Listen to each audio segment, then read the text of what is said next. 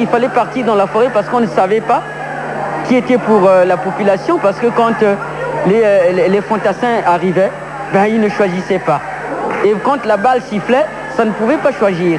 Donc il fallait maintenant être dans la forêt. Nous étions très nombreux, plus même de 200 ou 300. Les témoignages s'accumulent. Durant ces mois de guerre larvée, la population s'est retrouvée prise au piège, à la merci des soldats. Il y a des gens à Mahdia. Mais malheureusement, les militaires viennent pour piller et enlever les tôles des maisons. Alors ceux qui ont peur repartent en forêt, seuls les plus courageux restent. Il arrive que les militaires tuent des gens ou violent des femmes. Il n'y a pas longtemps, ils sont entrés chez une maman, ils l'ont violée avant de la tuer.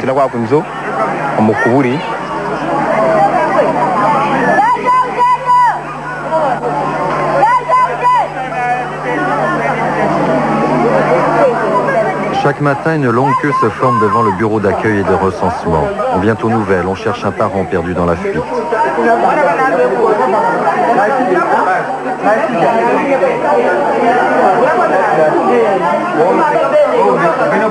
Nous n'enregistrons pas moins de 200 personnes par jour. Comme ce matin, par exemple, nous sommes déjà à la 192e personne. Et au fil qu'ils s'enregistrent, ils vont au service de distribution. Massoumou Paul, progressez, c'est par billet. Après s'être nourri de feuilles, de racines ou de fruits sauvages pendant des semaines et pour certains des mois, c'est la première distribution de riz, bientôt le premier repas.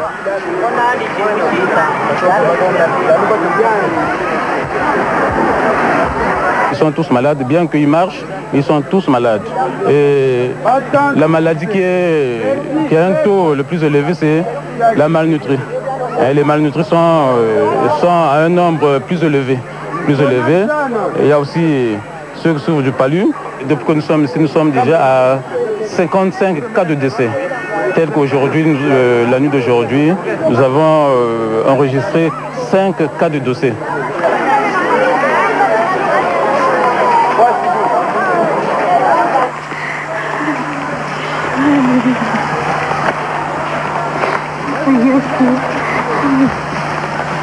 Combien de morts depuis décembre 98? Certains parlent de 10 000, d'autres vont jusqu'à 50 000.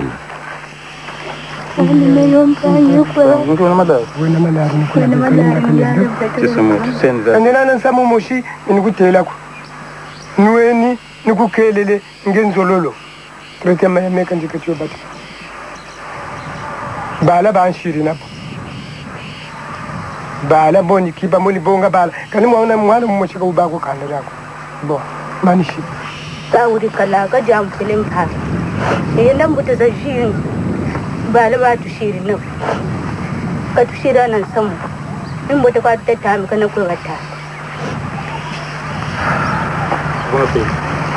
Bon,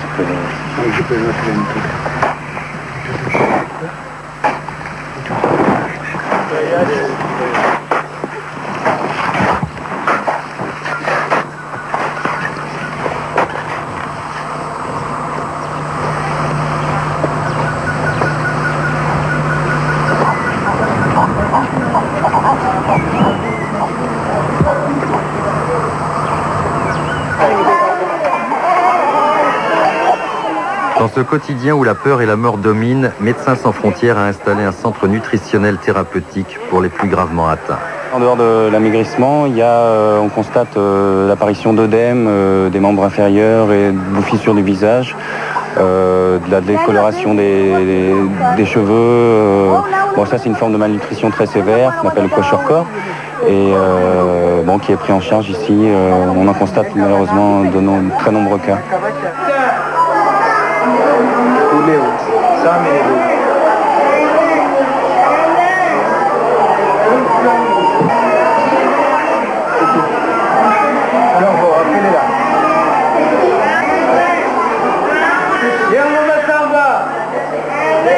c'est des enfants qui vont bénéficier d'une prise en charge 24 heures sur 24 pendant au moins quelques jours. On fonctionne avec un lait thérapeutique qui est administré toutes les 3 heures en fonction du poids de l'enfant.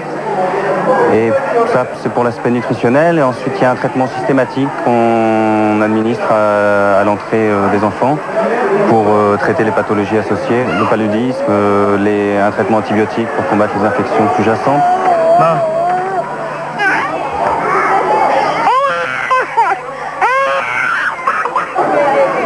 500 enfants séjournent encore dans ce centre. C'est mieux. Lors de notre passage à la mi-décembre, ils étaient plus de 1000.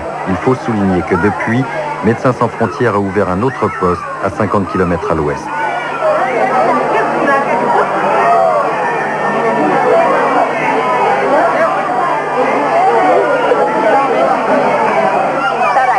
En cette fin d'après-midi, dernière distribution de biscuits survitaminés avant de regagner son village. Le camp de Kinkala reste un îlot assiégé par l'insécurité et le mécontentement. Il y a des tirs la nuit, les soldats sont pas ravitaillés, ils peuvent être parfois énervés, agacés, etc. Il y en a beaucoup.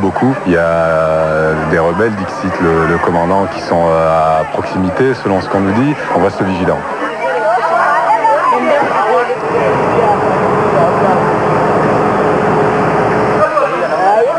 À 10 minutes du camp stationnent les troupes gouvernementales. L'humanitaire, c'est aussi de la diplomatie. Il faut chaque jour rendre visite au commandant de la place. Il n'y a pas de problème. Bon, c'est des cas isolés, hein. C'est quelques poches de résistance, mais qui ne sont pas trop importantes.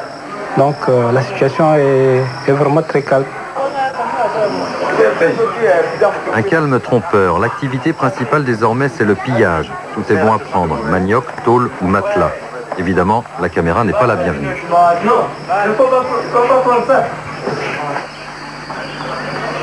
Le centre de Kinkala, ancien fief de l'opposition, a été durement touché. L'hôpital n'y a pas échappé. À force de palabres, MSF a pu néanmoins réhabiliter un bâtiment il y a quelques semaines et offrir ainsi un service minimum.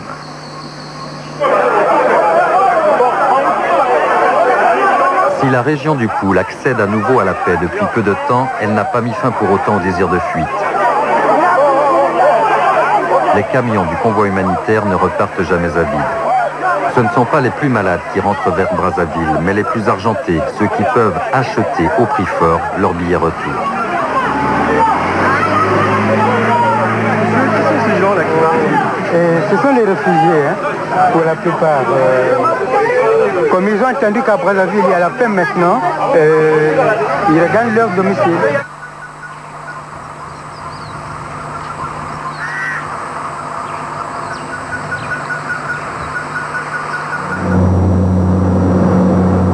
« 500 km plus à l'ouest, Pointe-Noire est sans doute l'un des enjeux de cette guerre fratricide, le pétrole. Nous sommes à proximité de la plus importante zone de gisement pétrolier offshore d'Afrique.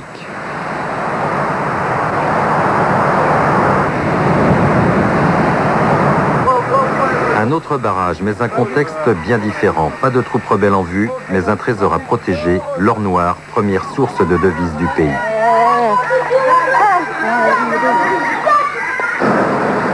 Voilà tout juste 30 ans qu'Elf exploite le pétrole congolais. Une vieille histoire qui devrait perdurer avec la découverte récente d'énormes réserves en eau profonde. Beaucoup de pétrole, donc beaucoup d'argent et beaucoup de convoitises. Il n'y aurait certainement jamais eu une guerre aussi violente et meurtrière au Congo s'il n'y avait pas des gisements pétroliers gigantesques. Si la France, à un moment donné, a estimé que le président Lissouba, comme il avait été chercher des compagnies pétrolières américaines, à une certaine période, ils ont décidé que finalement, le seul viable, c'était Sassou 1, l'ancien président Sassou. Donc c'est vrai que quand celui-ci est revenu au pouvoir avec un coup d'État, on ne peut pas dire qu'il a été vraiment empêché ni gêné. Et quand ce n'est pas l'État français, ce sont toujours des réseaux un peu privés, un peu liés à l'État, qui a accompagné en disant, et c'est ce qui est de bon pour le Congo, c'est Sassou et personne d'autre.